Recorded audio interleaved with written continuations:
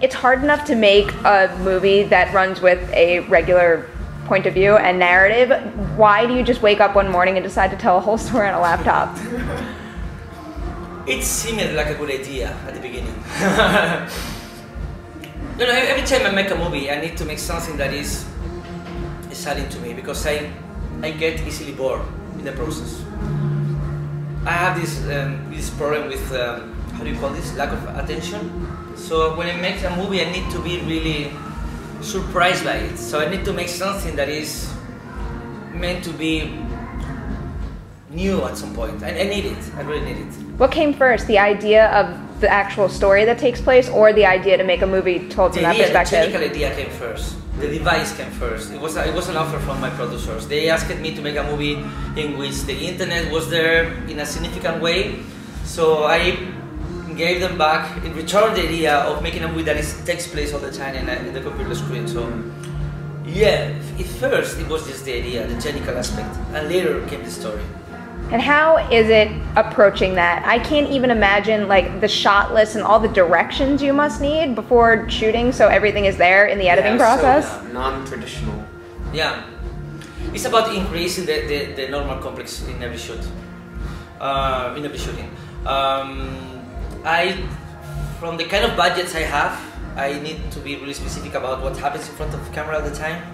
I don't have a chance to do retakes or to, I don't know, to do to improve things. I don't have space for improvisation.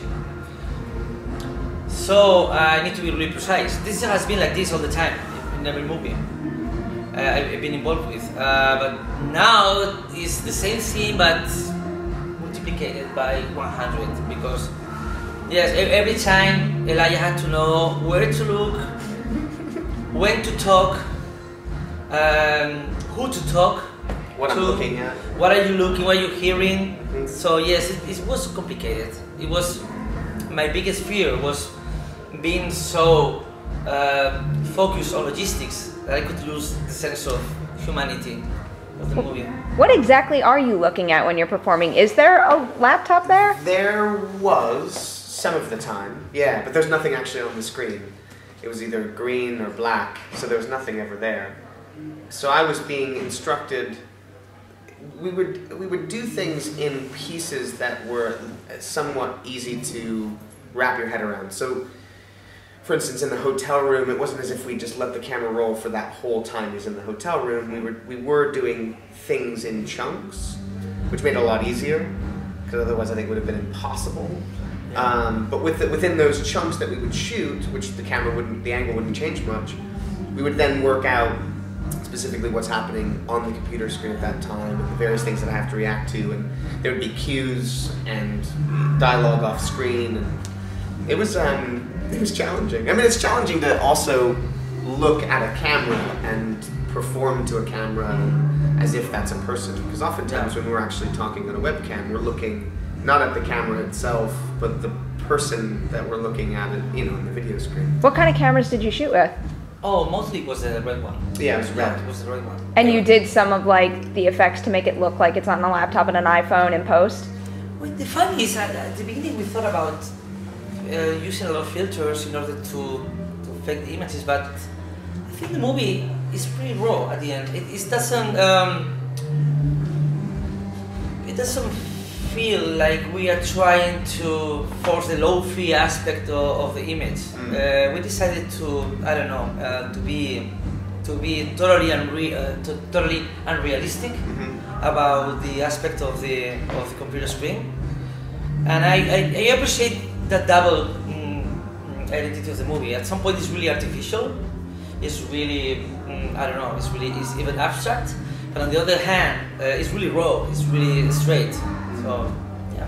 So what exactly did the set look like? I'm trying to picture it now. So when you have the laptop in front of you, is it a laptop, a camera on top of it, and then you're just looking nothing on the screen, and then there's the whole crew behind you? The funnier was when you were holding the camera to yourself, because every time he's walking with the computer in his hands, he's actually holding the camera, so he's making the movie by himself.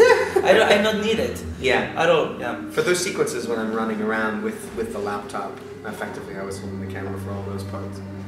And that stays stable enough? Yeah. Yeah. But I mean, most of the time, like, you know, if the camera's in a fixed position, or if like the computer's in a fixed position, they would just have the camera, and then they would leave it that way. Unless I was moving the laptop. If there was ever any movement, they would account for that, and I would slightly move the actual camera itself to physically make it, you know.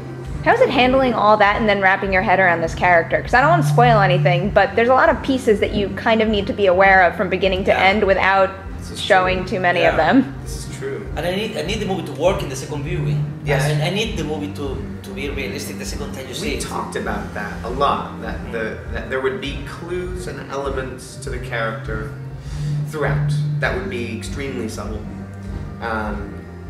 So it's effectively only for us to know, and for me to know while I was playing the character.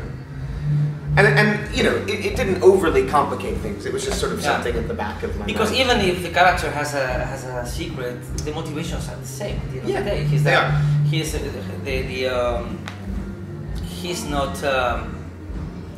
We are going too much into the spoiler section. Yeah. Yeah, he's not. The character is not. He's not faking. He's not lying through the movie. So it's like. No, the situation that the character's in is the situation that the character's in. So that makes it easier.